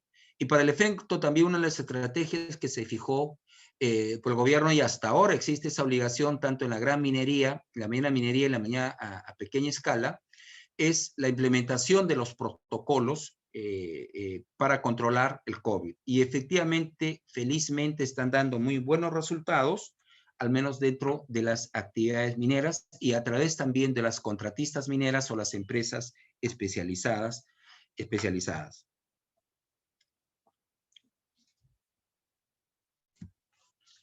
Algo que quería, antes de pasar esta filmina, es que les había dicho que por efecto del decreto legislativo 1100, se estableció una serie de restricciones para ejercer la actividad minera utilizándose diversos equipos.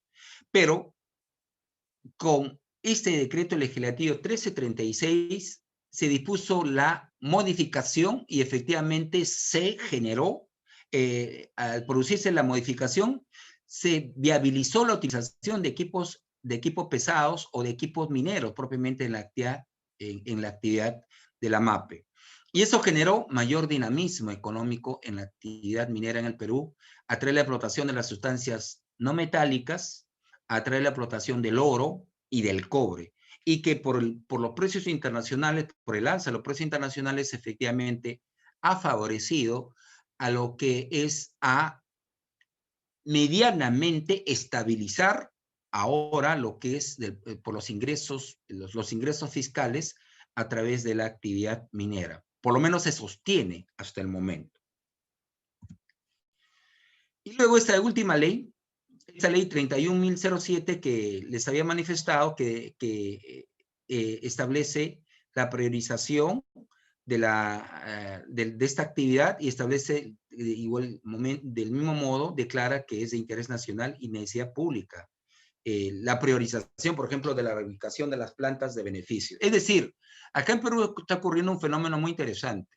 En Nazca, es una zona de Perú que está en el departamento de Ica, hay muchas en la ciudad o próximas a la ciudad, cantidad de plantas de beneficio. Entonces el beneficio, como sabemos, viene a ser la síntesis de todo el proceso productivo. Entonces, como están concentradas, generan dificultades, entonces se requiere, deberían enviarse esas plantas de la MAPE a diversas unidades de producción donde están efectivamente los mineros que realizan la explotación. Entonces, por eso es que, viendo esa realidad, se dispone esta ley, la 31.007, pero también existe otras plantas que no necesariamente están dentro de las zonas urbanas o de expansión urbana.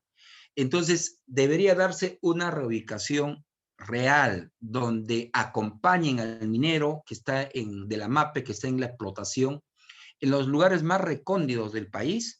¿Para qué?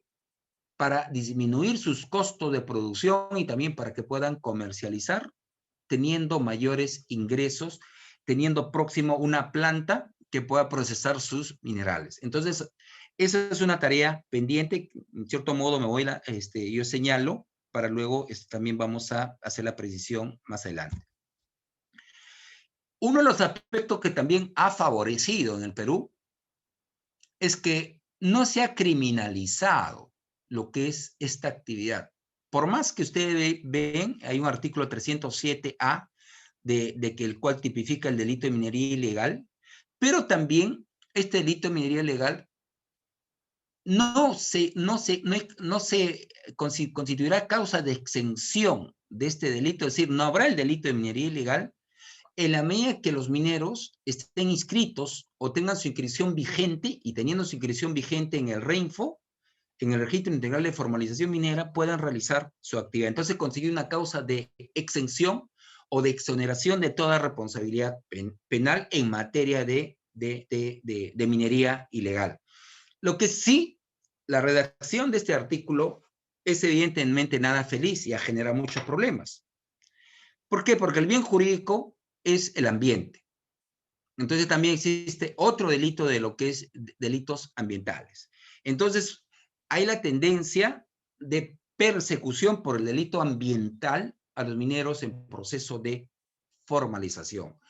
Y efectivamente la Policía Nacional del Perú, los fiscales se han prestado a eso, y también asociado al delito de minería ilegal, en el Perú se ha tipificado, hay otros delitos vinculados o asociados a la minería ilegal, como es el delito de lavado de activos, donde exista la presunción, siendo suficiente la presunción de la comisión de un delito, de este delito de lavado de activos, inician toda una carpeta fiscal, y propiamente que al minero que en el día a día, efectivamente, como ha señalado Manuel Reynoso, que en el día a día reciben el dinero, y ese dinero les sirve también para continuar con sus labores, para sufragar o subvenir las necesidades de sus familias y de sus trabajadores también, que a su vez tienen, porque genera puestos de trabajo, se paraliza ese ciclo.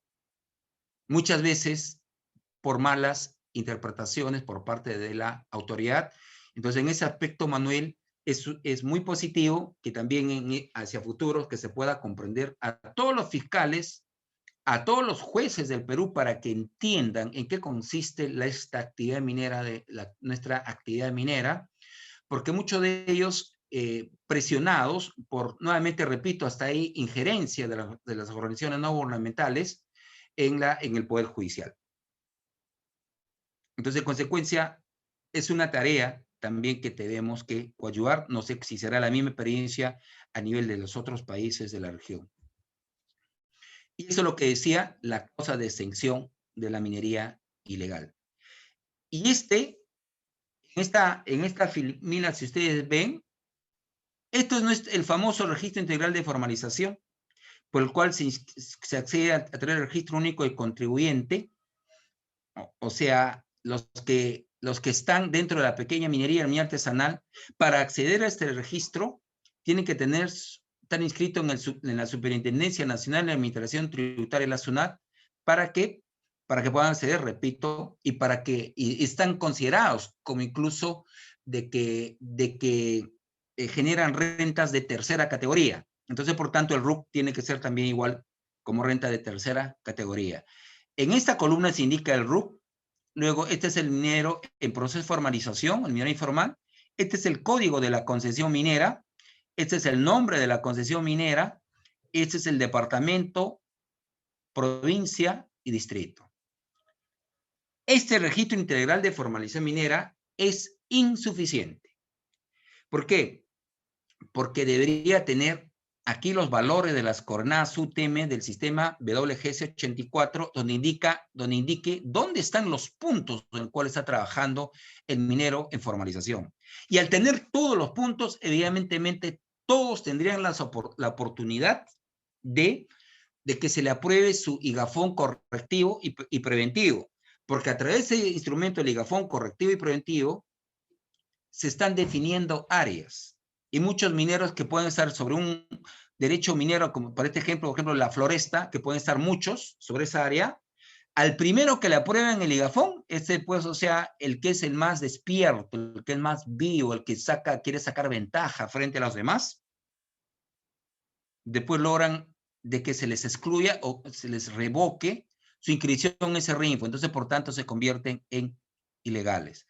Esa es una de las tareas, por ejemplo, que también este nuevo gobierno, que se dice, y efectivamente de acuerdo a las declaraciones de varios líderes y también voceros del actual gobierno, que va a entrar en posesión del poder a partir del 28 de julio, que efectivamente se dice que se encuentran identificados con la pequeña minería y la minería artesanal. ¿Cuál es la problemática como experiencia de Perú que nos genera todo este proceso de formalización? ¿Cuál es? De que con la ley 27651 y todos esos decretos legislativos, el 1105, el decreto legislativo 1293, el decreto legislativo 1336 y la ley 31007, se accede, o sea, el minero que no tiene para sí o a su favor concesiones mineras, podría tener, pero bajo solicitudes de concesión cuando el área donde está declaradas sus labores e inscritas en el RINFO se declare la caducidad. Estas normas también dice, puede acceder y para culminar el proceso de formalización a través del contrato de explotación y contrato de cesión minera. ¿Cuál es el resultado? Y compartimos esa experiencia con los hermanos latinoamericanos. Que a la fecha en el Perú, los mineros de la MAPE no tienen acceso a las áreas mediante contrato, sea de cesión o de explotación. ¿Y por qué? Porque existe en el Perú la libertad de contratación como derecho plasmado en la Constitución Política del año 1993. Nadie se le puede obligar a suscribir un contrato. Entonces los titulares de concesiones mineras no quieren suscribir y no suscriben a la fecha, por eso ese es el error. O sea, es un fracaso en ese aspecto ahorita del proceso de formalización porque nadie ha suscrito los contratos de explotación y contratos de cesión minera. O son contados como lo de la mano. Y esto se genera ¿por qué? Porque también que el Estado ha renunciado su rol promotor de la MAPE y ha quedado en el lirismo lo que les había dicho la ley, lo que dice el decreto legislativo 1293, 1336 y la ley 31007, en cuanto que la promoción o que la actividad de la MAPE es de necesidad pública. Entonces, en consecuencia, esto habría que realizarse una modificación y la experiencia también para los países respectivos. Ustedes, cuando tengan la oportunidad de tener su ley de la MAPE, tendrían que ver nuestra experiencia de Perú, y en el caso de Perú tampoco no es nada perfecto. Estamos perfeccionando, se viene perfeccionando. Y entonces vemos cuál es la agenda pendiente desde nuestro punto de vista. Debería, en principio, aprobarse una norma con rango de ley que regule la actividad minera de explotación y beneficio de la MAPE, tomando en consideración la política minera de la MAPE en elaboración y la realización urgente de un censo minero. Porque cuando se inició con este paquete de decretos legislativos, y además cuando se pidió la ley 27651 en el año 2002, como les dije, fue por insistencia del Congreso de la República, pero el Ejecutivo no tenía ningún planeamiento, no se había planeado absolutamente nada. Entonces, ahora, recién, en este gobierno que está feneciendo, a través del Ministerio de Energía y Minas, se viene trabajando, y yo supongo que al nuevo gobierno entrante le va a dejar como un entregable lo que es la política minera de la minería a pequeña escala. Entonces, eso va a ser un documento para enriquecer y también con la participación de todos los gremios mineros de la MAPE en el Perú. Y no es nada complicado que el Ministerio de Energía y Minas disponga al Instituto Nacional de Estadística e Informática, realice el primer censo minero de la MAPE, ¿Para qué? Ese censo no es solamente contar cuántos hay, de que si hablamos estadísticamente se dice, y no hay una información muy clara, se dice que hay 80,000 mineros en proceso de formalización, en los cuales se encuentran concesionarios mineros y también aquellos que no tienen concesiones. Entonces el censo minero va a ayudar mucho para la toma de decisiones, va a propiamente compulsarse, va a establecer, va a tomarse el termómetro de la realidad social del país, de la actividad de la MAPE. Entonces, por tanto, contando con la política minera para saber a dónde apunta el Perú con la MAPE, imagínense que no tenemos una política minera que comprenda la gran minería, la mediana minería y por tanto la pequeña minería, pero mientras tanto ahora en el camino se está haciendo de una manera rápida lo que es la elaboración de una política minera. Y la MAPE, por lo menos hasta el momento, hasta donde tengo conocimiento, no han difundido. Sería bueno, repito, también implementar el censo minero. Y esa normativa, que en todo caso es una agenda pendiente para este gobierno, que se inaugura a partir del 28 de julio,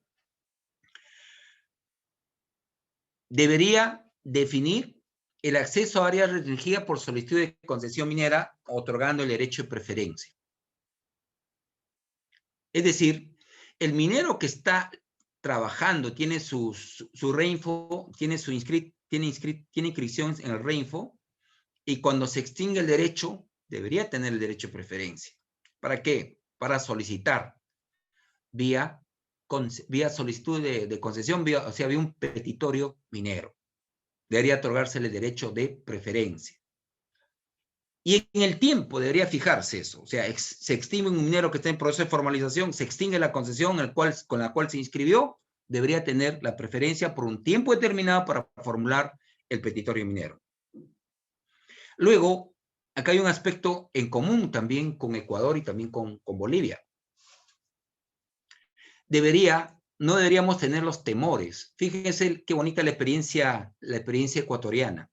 Existe efectivamente lo que es la minería aluvial en Ecuador, que efectivamente el conquistador Francisco Pizarro efectivamente dispuso que se fuera sobre la zona, designó también en el Cabildo de Quito, designó para el primer Cabildo de Quito, también designó a su primer representante. Y efectivamente, sobre todo de lo que es Ecuador, primero iniciaron la minería aluvial. Y es una realidad desde el punto de vista geológico, como nos ha explicado también el ingeniero, que efectivamente hay presencia de mineralización. Lo mismo ocurre en el Perú, en la llanura amazónica. Entonces, por eso es que esta ley ya es un tema también de decisión política. Esta ley debe establecer el acceso y el ejercicio de la actividad minera aurífera aluvial y también las llanuras de Piedemonte, sin tenerle miedo al tema ambiental, porque hay instrumentos de gestión ambiental y efectivamente también estableciendo bajo qué condiciones. Luego, como quiera que los titulares de las concesiones mineras para buscar el éxito del proceso de formalización no quieren, no se animan o no quieren efectivamente suscribir contratos de explotación o contratos de cesión minera, lo que planteamos, y así también lo hemos señalado en el conversatorio, y así lo planteamos, quien habla así planteó, en el conversatorio sobre la política minera y la elaboración de la política minera de la MAPE, es que respetando la seguridad jurídica de los concesionarios, efectivamente, tienes el título de concesión minera, pero yo estoy sobre esa zona. ¿Pero de quién es el recurso mineral? Es del Estado. Y al concesionario le otorga para el aprovechamiento útil del recurso mineral. Pero sobre ciertas áreas donde no explota, entonces la explotación del recurso mineral no le es útil. ¿Verdad? Entonces, lo lógico, tiene que haber un dispositivo legal que establezca, que regule el Estado bajo esta forma especial de explotación de los recursos minerales, y yo planteo que debe ser a través de servidumbres legales mineras. ¿Y quién debería aprobar esa servidumbre legal? No sería consensual, sino el Estado dice, yo te otorgo la concesión, tú tienes el derecho al aprovechamiento de los recursos minerales, no es tu propiedad, que no es propiedad soberana del Estado. Entonces, existen sobre las áreas muchas personas que están inscritas en el REINFO, que están en proceso de formalización. Entonces, yo como soberano, como propietario de los recursos minerales, propietario radical de los recursos minerales que ejerce el Estado, entonces otorgo, bajo el régimen de servidumbres legales, el acceso a, pero no servidumbre no cualquiera, sino bajo ciertas condiciones que tiene que establecer la ley. Pero esa servidumbre, ¿quién la va a aprobar? Por eso decimos legal, no es consensual. Aprobaría la autoridad minera.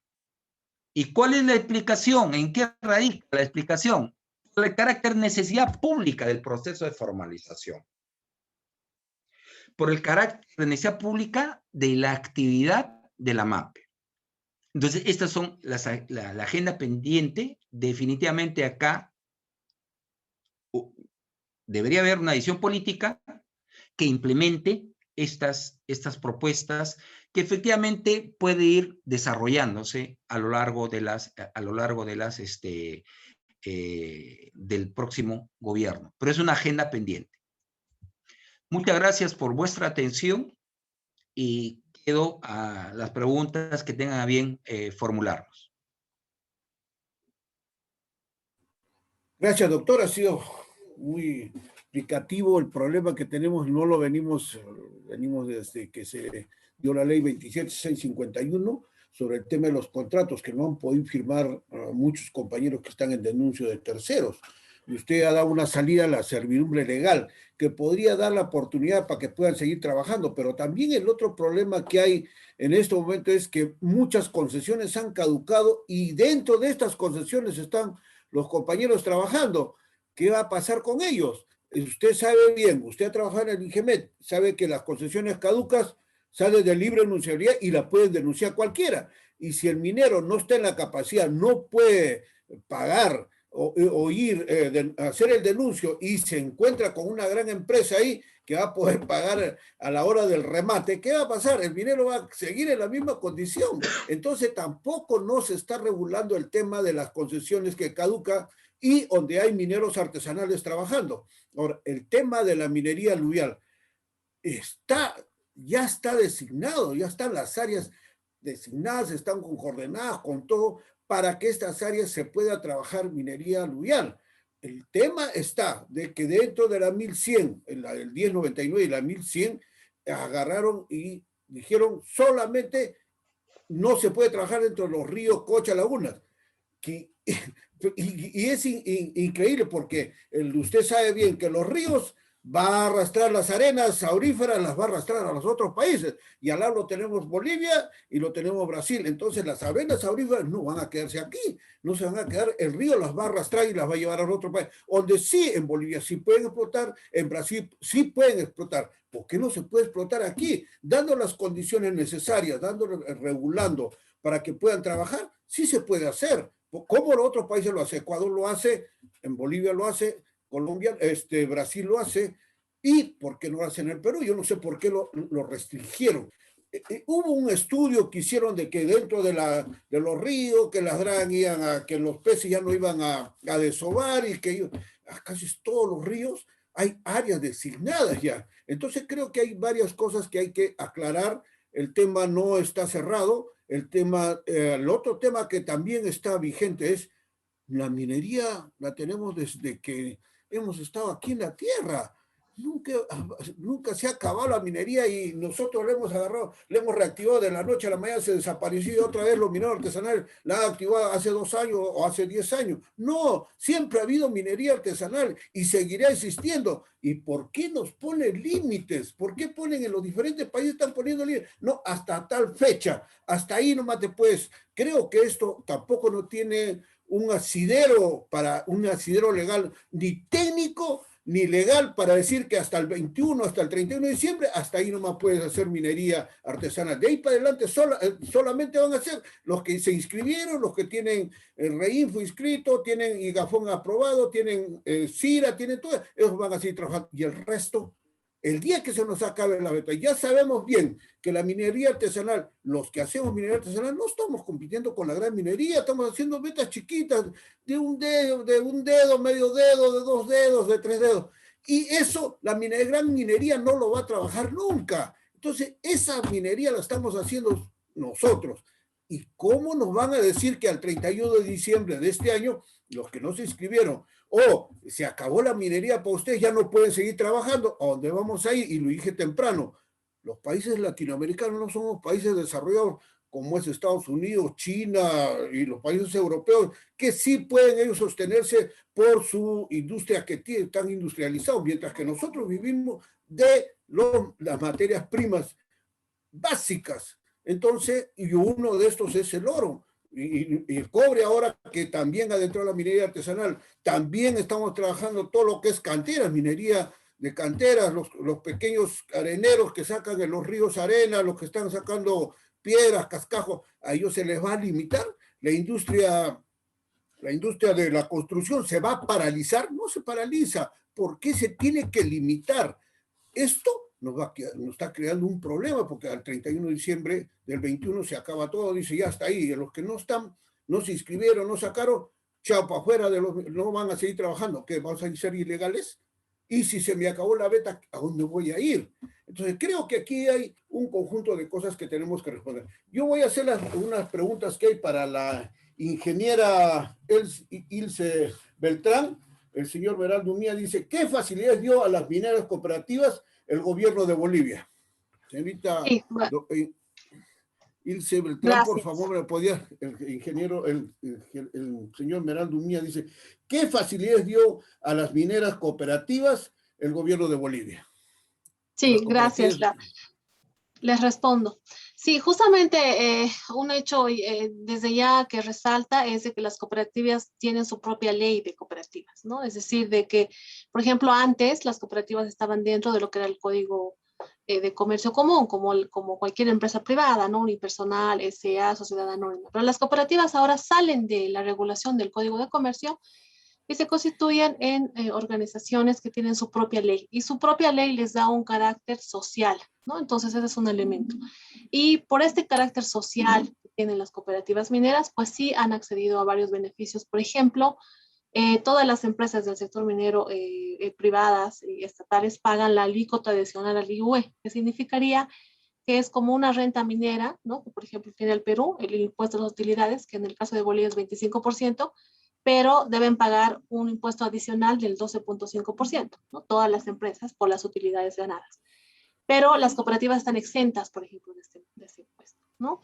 Otro aspecto importante, por ejemplo, que es en el tema del oro, la mayoría de las alícuotas de regalía minera en Bolivia están entre el 5, 6, 7%.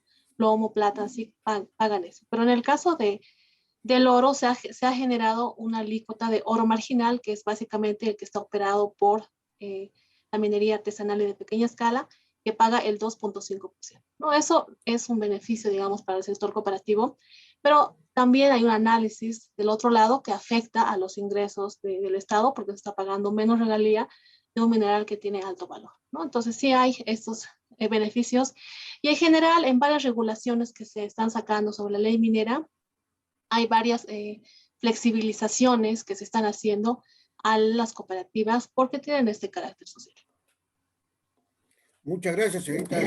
Compañero Beraldo, ahí está la respuesta de la señorita Elsie Beltrán. Creo que ha hecho bien claro que las facilidades que ha dado el gobierno de Bolivia, los últimos 2 gobiernos que ha habido, uno que pasó y el que está viniendo en este momento, son las facilidades que ha dado. Bueno, vamos por otra pregunta para el doctor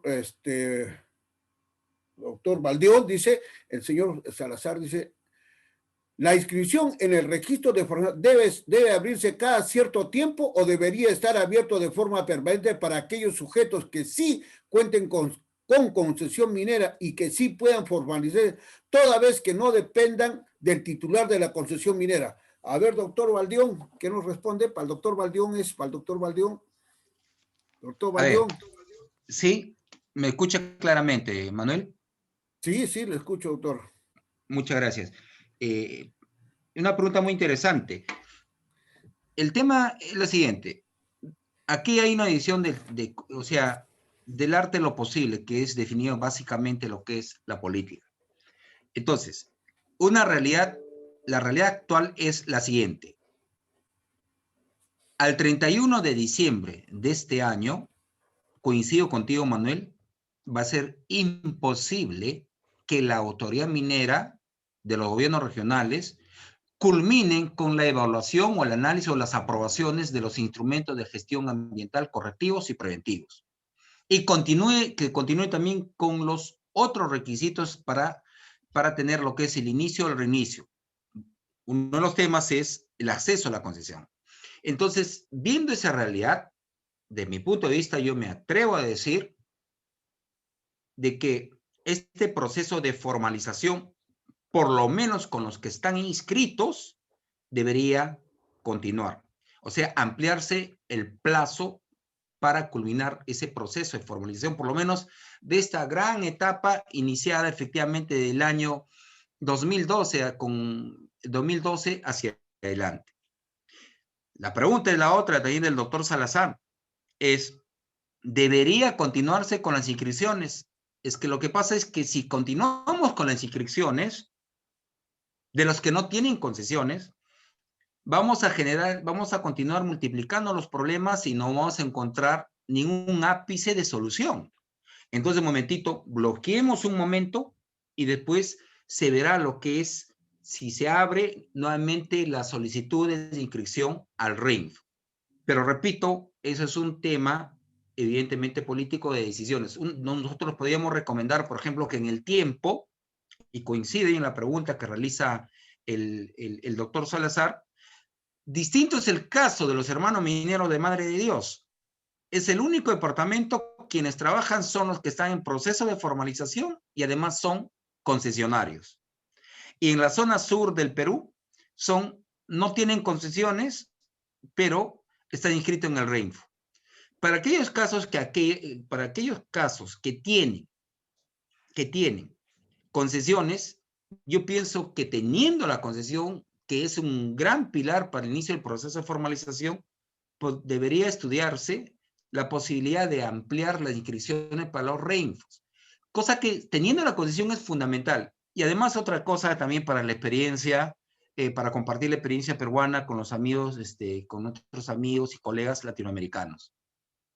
Hay muchos mineros que están dentro de la mera minería, están incursionando, o sea, aquellos que tienen con su inicio o reinicio de operaciones, pero buscan un nuevo emprendimiento dentro de este proceso de formalización.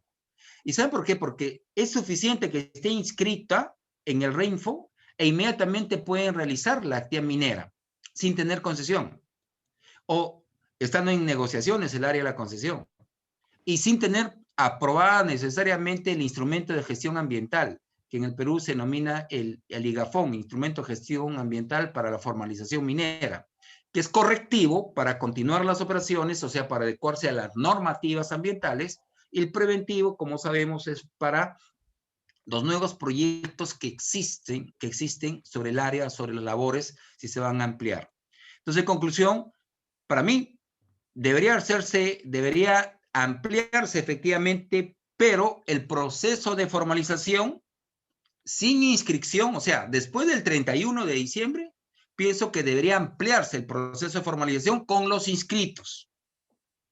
Para nuevas inscripciones, se tendría que ver cuál es el resultado tengo que solucionar primero ese primer bloque de lo que existe, con los que están inscritos. Luego se verá si se amplía o no lo que es